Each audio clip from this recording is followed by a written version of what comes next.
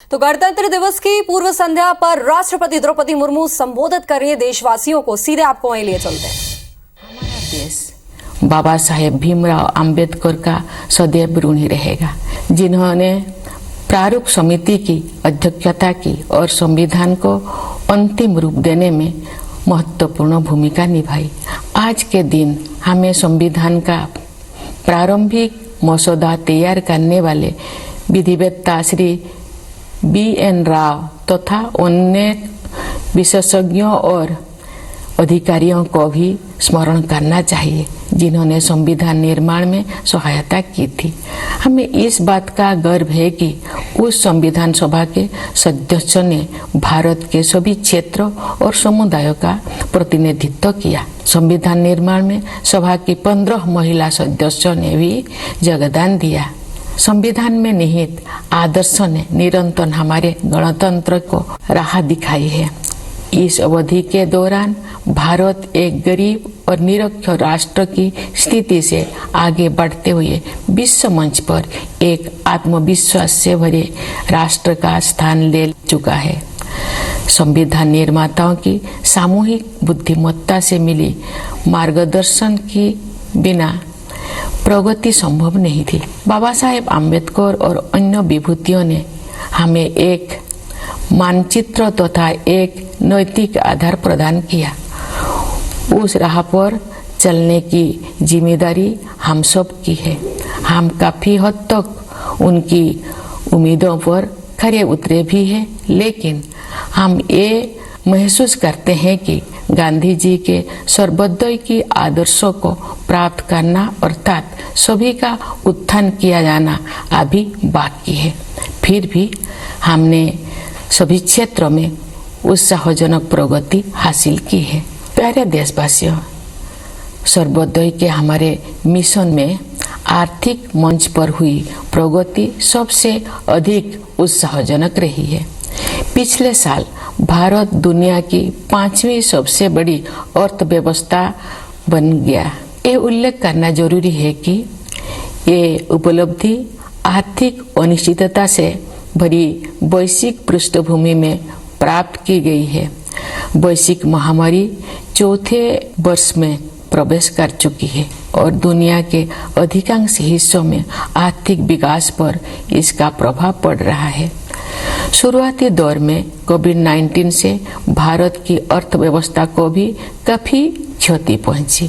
फिर भी सक्षम नेतृत्व और प्रभावी संघर्षशीलता के बल पर हम शीघ्र ही मंदी से बाहर आ गए और अपनी विकास यात्रा को फिर से शुरू किया। अर्थव्यवस्था के अधिकांश क्षेत्र अब महामारी के प्रभाव से बाहर आ गया है। भारत सबसे तेजी से बढ़ते हुए बड़ी अर्थव्यवस्था में से एक है और सरकार द्वारा समय पर किए गए सक्रिय प्रयासों द्वारा ही संभव हो पाया है। इस संदर्भ में आत्मनिर्भर भारत अभियान के प्रति जन सामान्यों के बीच विशेष उत्साह देखा जा रहा है।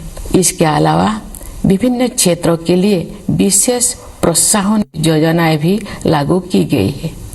ये बड़े ही संतोष के विषय है कि जो लोग हाशिए पर रह गए थे उनका भी योजनाओं और कार्यक्रम में समावेश किया गया है तथा कठिनाई में उनकी मदद की गई है। मार्च 2020 में घोषित प्रधानमंत्री गरीब कल्याण अन्न योजना पर अमल करते हुए सरकार ने उस समय गरीब परिवारों के लिए खाद्य सुरक्षा सुनिश्चित की जब हमारे देशवासी कोविड-19 की महामारी के कारण अकस्मात उत्पन्न हुए आर्थिक व्यवधान का सामना कर रहे थे। इस सहायता की वजह से किसी को भी खाली पेट नहीं सोना पड़ा। गरीब परिवारों के हित को सर्वोपरि रखते हुए इस योजना की अवधि को बार बार बढ़ाया गया तथा लगभग 81 करोड़ देशवासी लाभान्वित होते रहे। इस सहायता को आगे बढ़ाते हुए सरकार ने घोषणा की है कि वर्ष 2023 के दौरान भी लाभार्थियों को उनका मासिक राशन मुफ्त में मिलेगा। इस ऐतिहासिक कदम से सरकार ने कमजोर वर्गों को आर्थिक विकास में शामिल करने के साथ साथ उनकी देखभाल की जिम्मेदारी भी ली है। हमारे अर्थव्यवस्था का आधार सुदृढ़ होने के कारण हम उपयोगी प्रयासों का सिलसिला शुरू करने और उसे आगे बढ़ाने में सक्षम हो सके। हमारा अंतिम लक्ष्य एक ऐसा वातावरण बनाना है जिससे सभी नागरिक व्यक्तिगत और सामूहिक रूप से अपनी वास्तविक क्षमताओं का पूरा उपयोग करें और उनका जीवन फले फूले। इस उद्देश्य की प्राप्ति के लिए शिक्षा ही आधारशिला तैयार करती है। इसीलिए राष्ट्रीय शिक्षा नीति में महत्वाकांक्षी परिवर्तन किए गए हैं। शिक्षा के दो प्रमुख उद्देश्य कहे जा सकते हैं। पहले आर्थिक और सामाजिक सशक्तिकरण और दूसरा सत्य की खोज। राष्ट्रीय शिक्षा नीति इन दोनों लक्ष्यों को प्राप्त करने का मार्ग प्रशस्त करती है।